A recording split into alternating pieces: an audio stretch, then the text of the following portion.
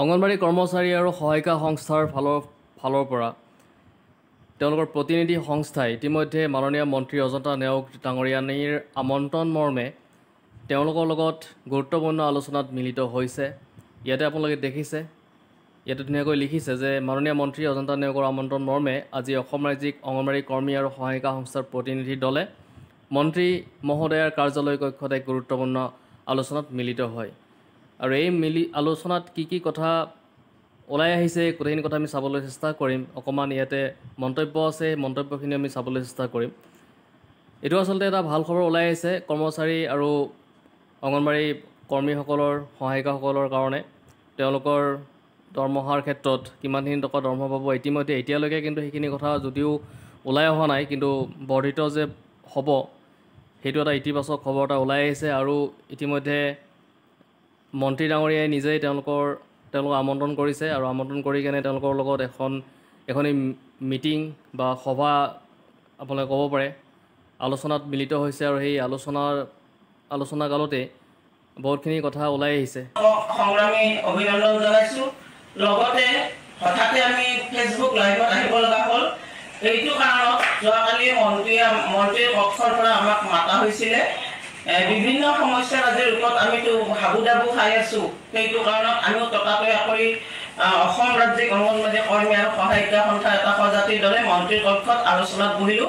আৰু তাত উপস্থিত আছিল মাননীয় আমাৰ ডিপাৰ্টমেণ্টৰ মাননীয় সঞ্চালক গৌৰী শংকৰ শৰ্মা ছাৰ আৰু অভিজিত সিনহা ছাৰ উপস্থিত আছিল বাইদেউৰ সৈতে। গতিকে তাতে আমাৰ আলোচনা হ'ল, 1 নম্বৰ আলোচনা হ'ল আমাৰ যি একত্ৰীকৰণ কৰা কৰ্মী আৰু সহায়িকাসকলৰ মানে সেৱাত কিবা বিজুতি ঘটা বুলি মানে উৰা বাতৰি ওলা বুলি ক'লে কিয়ে ক'ম, এইটোত মানে আমিও বেয়া পাইছিলোঁ যে যদি এইটো হয় তেতিয়াহ'লে বৰ বেয়া হ'ব। সেইটো কাৰণত বাইদেউৰ লগত প্ৰথমতে আলোচনা হ'ল যে এইটো কি ব্যৱস্থাত আছে।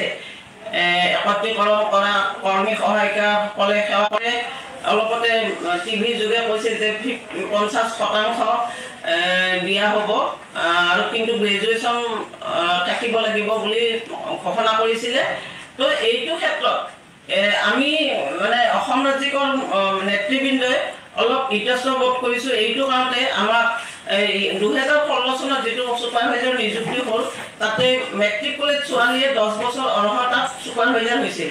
কিন্তু এইবাৰ আৰু কিয় মানে গ্ৰেজুৱেশ্যন কমপ্লিট হ'ব লাগে বুলি প্ৰশ্ন কৰাত তেখেতসকলে কৈছে যে এইটো কেন্দ্ৰৰ নিৰ্দেশনা আৰু কেন্দ্ৰৰ নিৰ্দেশনা আমি নুই কৰিব নোৱাৰোঁ, সেইটোৱে থাকিব বুলি ক'লে।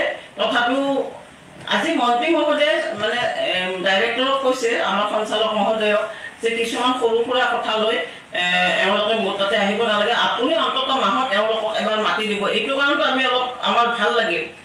যিয়ে নহওক আৰু এটা ডাঙৰ কথা আলোচনা হ'ল, সেইটো শেষৰ আলোচনাটো হ'ল মাননি বৃদ্ধিৰ ওপৰত। মাননি বৃদ্ধিৰ ওপৰত মানে আমাৰ ফালৰ পৰা বাইদেউলৈ প্ৰশ্ন নিক্ষেপ কৰা হ'ল যে মাননি আমাৰ কেতিয়া বৃদ্ধিৰ ঘোষণা কৰিব আৰু কিমান কৰিব। তেতিয়া বাইদেৱে কৈছে যে অন্যক যিমান দিছে চৰকাৰে তাতকৈ আপোনালোকক অলপ হ'লেও বেছি দিব। আৰু অহা অক্টোবৰ মাহৰ 2 তাৰিখে ঘোষণা হ'ব। ইতিমধ্যে আমাৰ 50 বছৰ হ'ব। গতিকে 50 বছৰীয়া হয়তো ICDSৰ জন্ম দিৱসৰ দিনাখনেই এইটো ঘোষণা কৰিব। গতিকে একেবাৰে আলোচনা বেয়া হোৱা নাই। তাৰোপৰি বিভিন্ন সমস্যা অংগনবাড়ী কৰ্মী সহায়িকাত আছে। এই সমস্যা সমাধানৰ কাৰণে আমাৰ অসম ৰাজ্যিক অংগনবাড়ী কৰ্মী আৰু সহায়িকা সন্থাই য'ত পৰমাস্তি চেষ্টা কৰি আছে সমস্যা সমাধানৰ কাৰণে। লগতে 9 জুলাইত যি দেশজোৰা আমাৰ কাৰ্যসূচী এটা ৰখা হৈছে, মই বিনম্ৰতাৰে অনুৰোধ জনাইছোঁ অসমৰ সকলো প্ৰান্তৰ কৰ্মী সহায়িকা বান্ধৱীয়ে আমাৰো দাবী আছে এই দেশজোৰা কাৰ্যসূচীত সকলোৱে যাতে দলে বলে আহি কিনে মানে আমাৰ এই কাৰ্যসূচীটো সফল হোৱাত সহায় কৰে। মই এইখিনিকে অনুৰোধ ৰাখিছোঁ।